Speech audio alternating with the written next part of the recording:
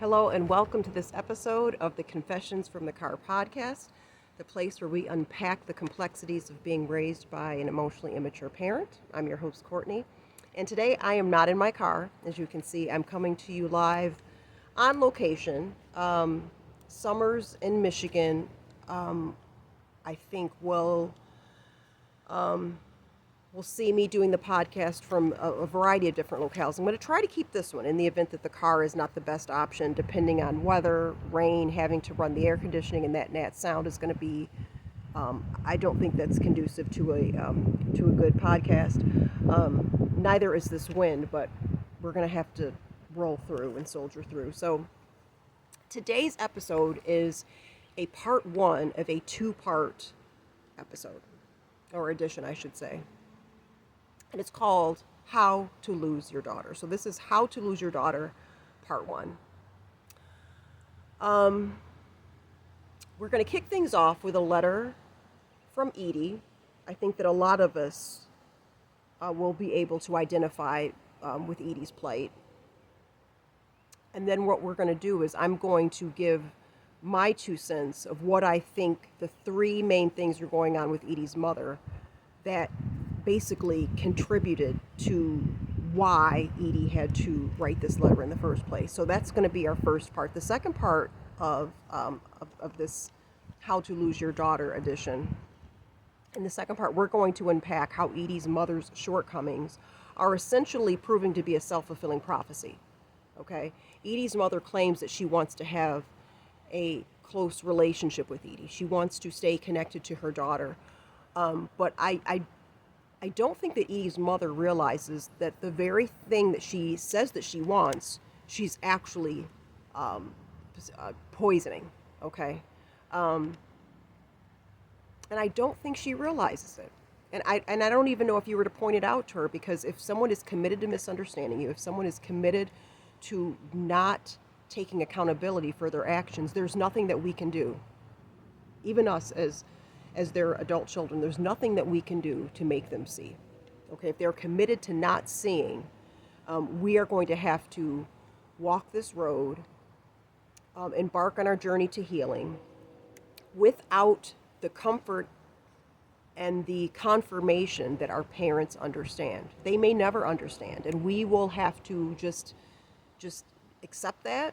We're going to have to practice radical acceptance, and when we do so, I think we will ultimately realize that the key to our healing has nothing to do with them. But that's a different podcast for a different day. We are going to start by reading Edie's letter. And I'm telling you,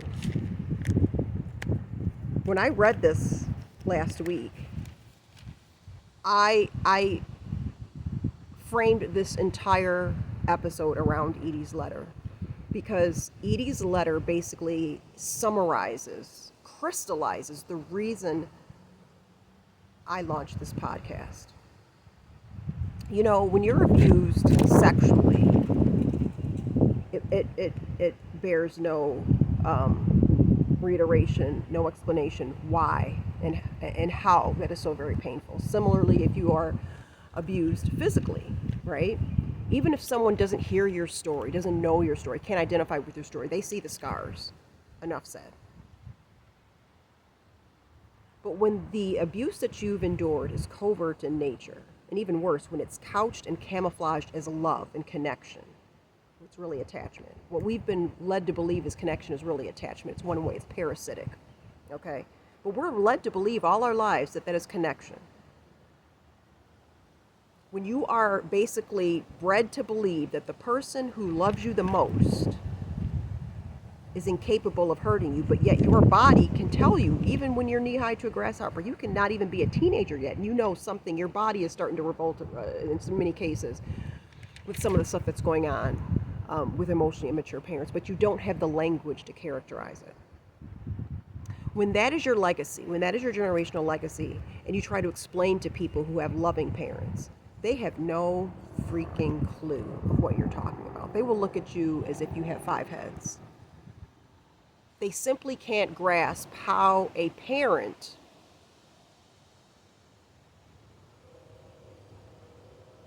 can inflict such psychological harm and still claim to love you. A parent who sabotages their child's rightful independence and individuation. That's abuse. A parent who uses their child as a therapist, confidant, and BFF. That's abuse. A parent who uses their child to shore up their self-esteem, to dole upon them adoration, to make them feel like they're some kind of pious creature. That's abuse. It's abuse. But a lot of people won't call it abuse because in many cases we have been raised to characterize all of the above as being a dutiful daughter, a loving daughter, a supportive daughter, a grateful daughter. And many times you don't realize that something is amiss or afoot until you're in your 40s. And in many cases, in my particular situation, I started to realize, things started to not add up around the time when I became a mother. And once I started reading, I've read countless books, more books than I can physically name right now. Why You and Your Mother Can't Be Friends by Victoria Secunda. Will I Ever Be Good Enough, Carol McBride, all of Lindsay Gibson's books. The Emotional Incest Syndrome by Patricia Love. I just read a really good one too by Susan Forward, A Mothers Who Can't Love. That's a really good one. Difficult Mothers, Adult Daughters. The name of the author escapes me. That's another really good one. Anyway, when you start to read all of these, they're all brilliant, and they all crystallize this experience, Edie's experience, to a T, but they all point to the same thing. That with these parents that are emotionally immature, I hate to generalize and say all, but gosh, a healthy majority of them have a serious problem when their child starts to individuate, even as an adult. They fight it, and it feels like abandonment to them. So I'm going to read Edie's letter, and then I'm going to go into the 3 things that I think are happening with Edie's mother. And then in the next episode, we're going to delve even deeper and talk about how those 3 things have essentially led Edie's mother to start a campaign for the very thing she does not want. She claims she wants to be close to her daughter. Well, she's not doing that. The very thing that she is doing is harming, killing, essentially poisoning the relationship she has with Edie. But let me get started with the letter. And again, I think I said this earlier, but it bears repeating. I crafted this entire episode around Edie's letter. I have yet to read a letter that more perfectly summarizes why I've launched this podcast. Okay, let's get started. Okay, these are Edie's words. I begin. I can't believe I'm here. I can't believe I'm at a point where I've come to the realization that my nervous system is calmer and my life is more peaceful without my mother in it. I could go on writing forever and still not run out of words. But in the interest of brevity, I will summarize how I ended up here.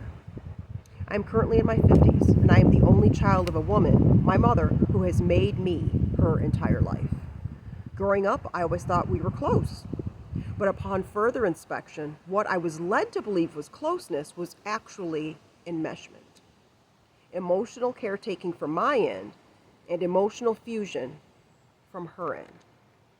I served as my mother's closest confidant and her only true friend. I listened intently to her problems, and as much as it pains me to admit it, I have felt her jealousy over my relationship with my father. And to a degree, I think my mother feels threatened by my relationship with my husband and son. All of the issues, particularly the enmeshment, intensified when my mother divorced my father after I graduated from college. Things just got worse with my growing independence and her increasing loneliness. Fast forward to now. After reading numerous books on mother-daughter dynamics, emotional immaturity, and parental enmeshment, and going to therapy for over 2 years, I now have the language to characterize what I feel and what I see happening between us. For so long now, I've stifled my urge to confess to my mother how I feel, because when I did, she would immediately default to a victim position and say that I was attacking her, that she must be the worst mother ever. We've all heard that one before, etc. Inevitably, I would push aside what had long been bothering me, and I would swallow my resentment and start to console her. It's funny how that flip happens, doesn't it? Eventually, I just gave up and resigned myself to the fact that I'm never going to resolve the core issues I have with my mother, and she will never acknowledge how I feel. I concluded that distancing myself was frankly the best option. It became increasingly difficult for me to hide my resentment and play along like our relationship is fine, when I have to hide so much of myself to be in a relationship with her. Well, she noticed, after a year or so, that I wasn't making myself as available as I had been. I called less, and I saw her less, and she begged me to tell her why.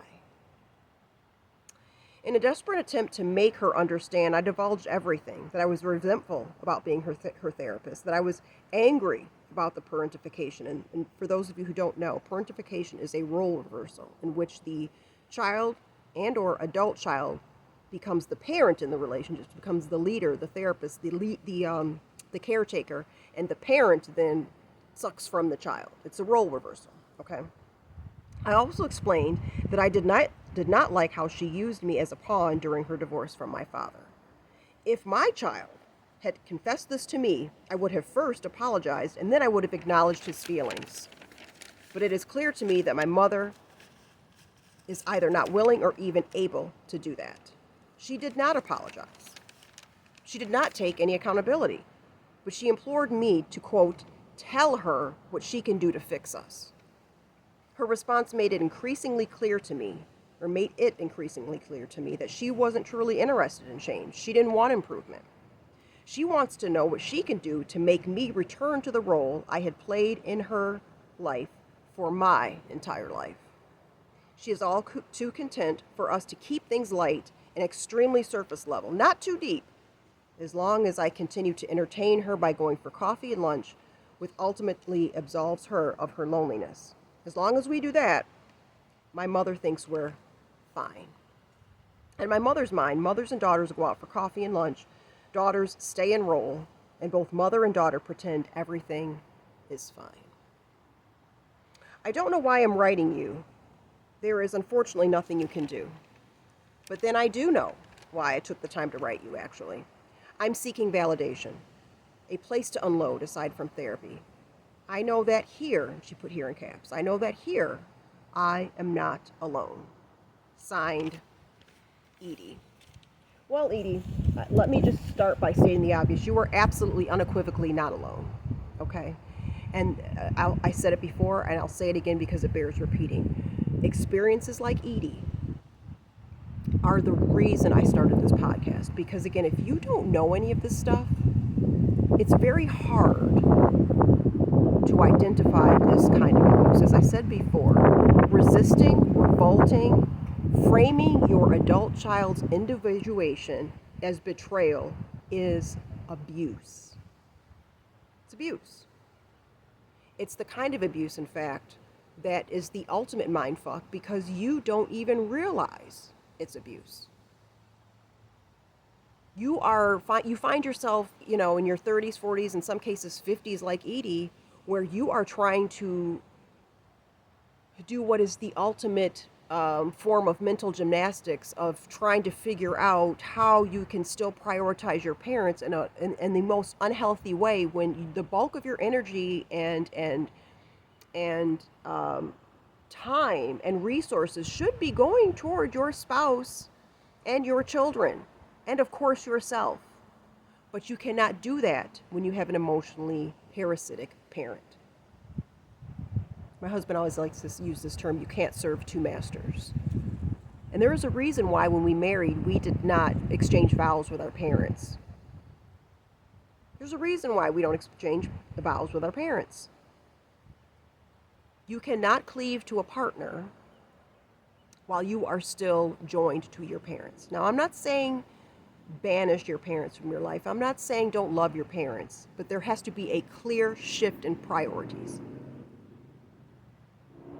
And you cannot do that with a parent who is literally clinging to you for dear life.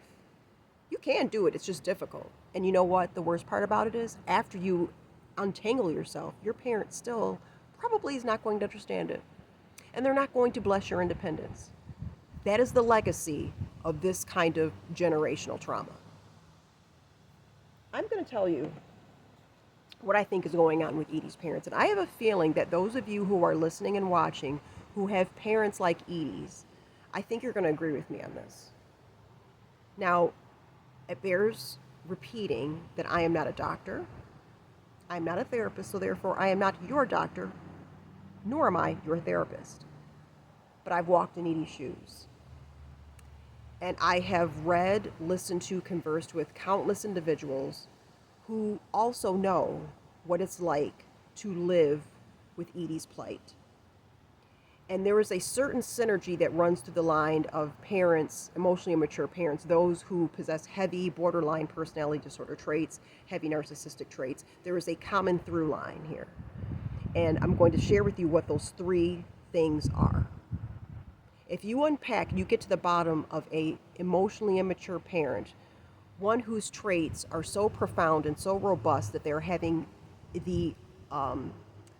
that they're resulting in the devastation of their relationship with their adult child. If you have that scenario, more than likely, you're going to find a parent that possesses these three things. And the first thing is chronic shame, which results in an unstable sense of self. So somewhere along the line, these parents were shamed. They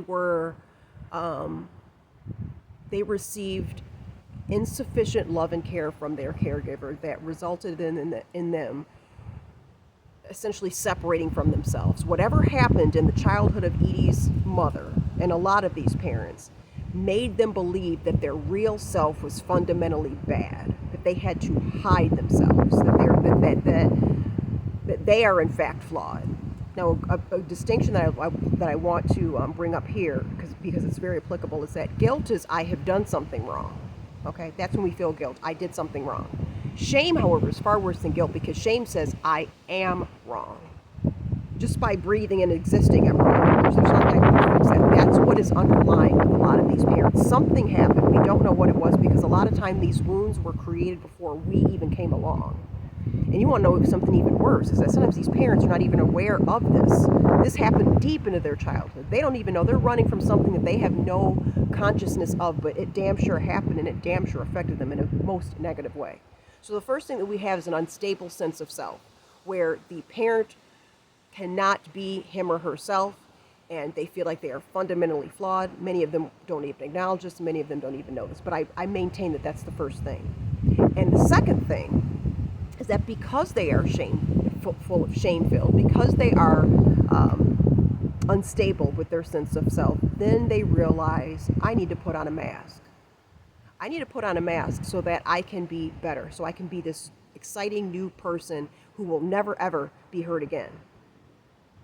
I need to put on this mask. I need to be this, perfect parent, or I have to be this perfect mother, or I have to be this rich, powerful, magnetic father. I have to be the whoever. I have to be the person that I believe everyone must see me as in order to be worthy of love and admiration. Mask comes on. And the third thing is the tricky part. The third thing,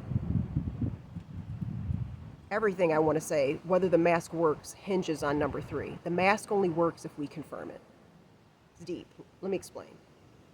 If I'm a parent and I'm wearing this mask, I need my child to tell me I'm, their best friend. I need my child to tell me that I'm all that. I need my child to confirm that the mask I have on is the mask they see me as. And that's why you have these parents that cling to us. They need us. They need us to shore up their self-esteem. They need us to be their therapist. They need all of that to confirm to them that the mask is on. When we leave, they have no mirror to look into to see that their mask is on. When we flee, when we individuate, when we put our energies into ourselves, into our spouses, into our children, who's confirming and upholding that mask? because the parents can't do that themselves. They put the mask on, but they need us to keep it on. And so you have those three things. We must reinforce the mask. They need proof from us that they are who they pretend to be. Three things. Unstable sense of self. Therefore, mask comes on. Number two. Number three, we need to play along with the mask. We need to support that mask. I said number one is that they have an unstable sense of self. Well, the mask is unstable too, but at least it gives them some semblance of an identity, right? Because the real person they are, they don't want anyone to see that, right? Remember, that's so shame-filled. So this mask is the construction of something that they want to be. Now here's the ultimate kicker, and I'm going to leave you with this. When you have a person that has the unstable sense of self, has the mask on, and number three, needs us to confirm the mask, you are then going to find three other characteristics. You're going to find that these people cannot take accountability. They can't say that they were wrong about something, because if they do say they were wrong about something, and remember, they're shame-filled, right? So if they do admit that they're wrong about something, the whole mask, everything collapses. They have to be perfect. It has to be us. We have to be the problem. They can never, ever, ever be the problem. Number two, they're deeply, deeply afraid of abandonment. Remember that thing that happened early on in number one that made them shame-filled and gave way to the unstable sense of self? That was abandonment in some form. There was a break in the caregiver-child connection, and they don't want to experience that again. So even though they didn't realize it, when you have children, there's Gibran, I believe he's a poet, who says, and I'm going to get this wrong, but children are not ours. They come through us, but they do not belong to us. Parenthood is supposed to be an unconditional situation. I become a parent, I give birth to you, it's the gift of life. You are to grow, be free, and individuate. But with these parents, your life is on loan. It's not a gift, it's a loan. And these parents expect us to pay it back by being theirs forever. It's not unconditional. It's conditional. I gave birth to you, therefore you owe me forever and ever. So your independence, your individuation, you're abandoning me. You're abandoning me. You're betraying me. You don't want that. They cannot take abandonment. Even things, situations that are not abandonment are perceived to them as abandonment. And number three, they have what's called an external locus of control. An external locus of control means that everything around me is impacted and affected by other people, not me. So if I feel upset, it must be because you made me feel that way. If I am angry, it's because you made me angry. If I am upset, it is your job. You're the reason why I'm upset, and now it's your job to fix it and make me not upset. Everything happens to them. They do not have the ability to look inside inward and say, did I contribute to that at all? No. So again, let's summarize. These parents have an unstable sense of self. They put on the mask, and they need us to confirm the presence of the mask. They need us to play along. They need us to be in role to support the mask. Those are the three characteristics of these parents. And those three characteristics give way to three more characteristics. These parents cannot take accountability. They have a deep fear of abandonment, and they have external locus of control. It is a losing battle for us, guys. I am telling you. It's a catch-22. We stay and placate them and lose ourselves and become hostage, an emotional hostage to an emotional parasite, and lose ourselves in the process. And it's important to note, too, that we can do all of that. You call them 3 times a day, they want 4. You spend every holiday with them, then they're going to want the holiday plus the day before the holiday and the day after. It's never enough. Because the void that was created within them, only they can fill. We can't fill that. Unfortunately, the void was left by their parents, but there's nothing we can do about that. Nothing they can do about that, right? And I read a long time ago that what was done to us as children is not our fault, but our healing is our responsibility. That goes for all of us. It is not our job to heal our parents. They have to clean up in aisle 7 just like we have to clean up in aisle 7. It sucks, but that's just the way it is. So you can do everything that they want and just know that it still won't be enough. Or you can embark on the long, tedious, but ultimately rewarding path of healing and deal with their disappointment. Choose. Pick your poison. And many of us are here today because we pick option B. We cannot any longer suspend our lives in the hopes of healing our parents. We cannot put our lives and our individuation on the back burner in the hopes of placating our parents. Many of us are here right now at this point of our journey where you found this podcast because you realize somewhere deep inside you that it's a losing battle. And we've got to save ourselves. It's going to be messy. It's going to be rewarding. It's going to be a fight. It's going to be a fight. But staying as an emotional hostage, that's a fight too, isn't it? Pick one. Pick one. Okay, my friends, that's part 1. I'll be back with part 2 about how we're going to pick apart and unpack how Edie's mother is specifically killing, poisoning the very relationship she says she wants with Edie. That's coming up in part 2. Thank you for your time today, guys. Be well. Take your vitamins, get your rest. Go outside, walk, breathe, be with people who love you. As we soldier on, we can do this. We're doing it.